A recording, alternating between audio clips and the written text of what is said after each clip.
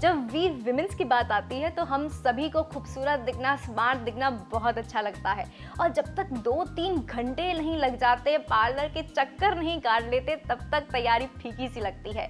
लेकिन ज़रा सोचिए, अगर आपके पास टाइम नहीं है और पार्लर भी नहीं जा सकती तो कैसे होंगी तैयार? सोच रही है ना? तो ज़्यादा मैं सोची कि आज आपके ब्यूटी पार्लर में यही बताएगी आपकी ब्यूटी गर्ल अंशुल कि जब ना हो वक्त पार्लर जाने का तो कैसे हो तैयार।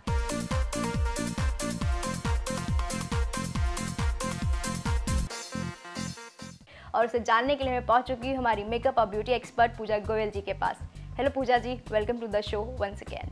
Hello Anshul, hello viewers. सबसे पहले पूजा जी बात करते हैं हेयर स्टाइल की। मतलब अगर मुझे पार्टी में जाना है तो सबसे पहले मुझे टेंशन यही होती है कि मैं हेयर स्टाइल कैसे बनाऊंगी। तो घर बैठे हम कैसे अच्छा हेयर स्टाइल बना सकते हैं? अगर हेयर स्टाइल की बात करें तो सबसे पहले ये ध्यान में रखना बहुत ज़रूरी है कि बाल बहुत अच्छे से शैम्पू होने चाहिए, कंडीशनिंग होनी चाहिए और बालों में एक अच्छा सिरम लगा हुआ होना चाहिए।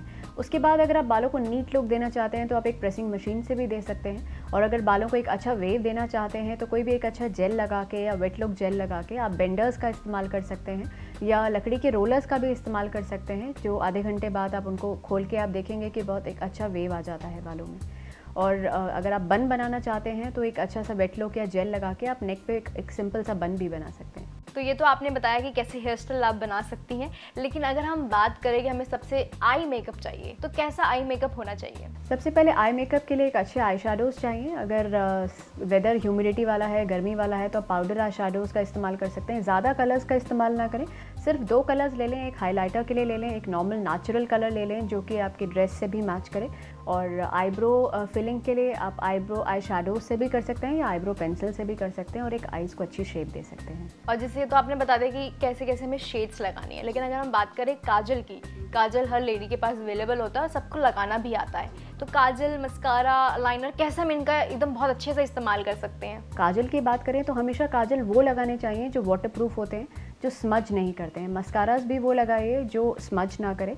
अगर कोई थोड़ा सा मोटा मस्कारा भी लग जाएगा तो वो उससे कोई प्रॉब्लम नहीं होगी आईज। अब अगर हम बात करें लिपस्टिक की, लिपस्टिक बहुत सारी शेड्स जो होती हैं वो हमें पार्लर में मिल जाती है, हमारे ड्रेस के अकॉर्डिंग हमें मिल जाती है, लेकिन हमारे पास घर पे ही हमें तैयार होना और वक्त नहीं है। तो कैसे हम लिपस्टिक्स का यूज़ कर सकते हैं या फिर हम कैसे अपने आप को थोड़ा एक अच्छा ब्राइट लुक दे सकते हैं? वैसे तो हम ड्रेस का ज़रूर ध्यान रखते हैं, जो भी हमने ड्रेस पहना है उसके अकॉर्डिंग हम लिपस्टिक लगाते हैं। डे या नाइट मेकअप है, डे मेकअप है या नाइट मेकअप है, इसे ध्यान में रखते हुए लिप कलर्स का इस्तेमाल करते हैं। बट कभी कभार ऐसा होता है कि लिप कलर जो हमने पहना है वो हमारे किट में नहीं है, तो इसलिए आप आई शेडोज़ ले सकते हैं। आई शेडोज़ को एक मिलते जुलते लिप कलर्स के साथ मिक्स कर सकते हैं और उसे जो ड्रेस आपने पहना है वैसा लिप कलर बना सकते हैं। ये तो बात हुई लिपस्टिक की, लेकिन अगर हम बात करें एक्सेसरीज़ को हमें कैसे अच्छे से यूज़ करना है कि पार्लर जाने का टाइम नहीं है। अगर हम इयररिंग्स की बात करें, नेकलेस की बात करें, ब्रेसलेट्स की बात करें, तो कैसे हमें एक्सेसरीज़ का यूज़ करना चाहिए? एक्सेसरीज़ जनरली जो भी आपके पास हैं, जो भी आप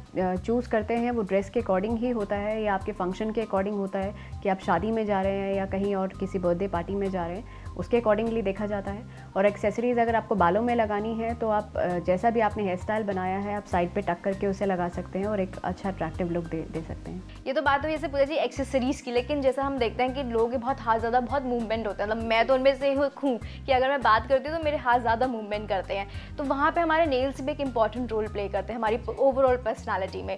तो कैसे हम नेल्स को एक ट्रांसपेरेंट शाइनी लुक दे सकते हैं? अगर आपको कहीं जाना है और जल्दी से एक शाइनी लुक देना है तो आप बफर का इस्तेमाल कर सकते हैं। अपने नेल्स को बफिंग कर सकते हैं, फाइलिंग कर सकते हैं और उसके बाद एक अच्छा सा शाइनी टॉप कोट लगा सकते हैं।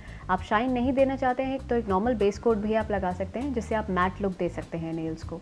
और साथ ही साथ अगर आप घर में अपनी नेल्स का ध्यान रखना चाहते हैं तो आप थोड़ा सा आयोडीन मिक्स कर सकते हैं ऑलिव ऑयल में और उससे रोज़ नेल पे मसाज करिए रात को सोने से पहले, और थोड़े ही दिनों में आप देखेंगे कि नेल्स में क्यूटिकल्स भी आने कम हो जाएंगे, नेल्स की फ्लेकिंग भी बंद हो जाएगी और नेल्स ऑटोमेटिकली जो नेचुरल शाइन होता है वो आपके नेल्स में आ जाएगा। कोई और चीज़ आप बताना चाहेंगे हमारे व्यूअर्स को जो वो सुन के कहें कि हाँ that was a add up point, शायद वो मैं भी जानना चाहूँ अपने व्यूअर्स के थ्रू? हाँ अंशुल, मैं आपको एक बहुत ही अच्छा टिप बताना चाहूँगी जो हमारे व्यूअर्स घर बैठे 5 मिनट के अंदर अपने हाथ और पैरों की खूबसूरती बढ़ा सकते हैं और एक अच्छा शाइनी लुक उनको दे सकते हैं।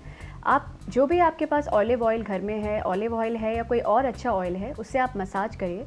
कोई भी अच्छा वैक्स आपके घर पे पड़ा हो उसे हीट अप करिए और जहाँ पर भी आपने मसाज किया है उस वैक्स को उसी जगह पर लगाइए। क्लिन फिल्म से उसे रैप करिए।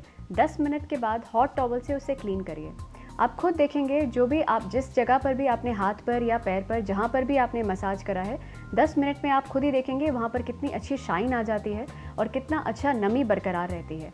तो ऐसा करके आप अपने हाथों की और पैरों की खूबसूरती बढ़ा सकते हैं।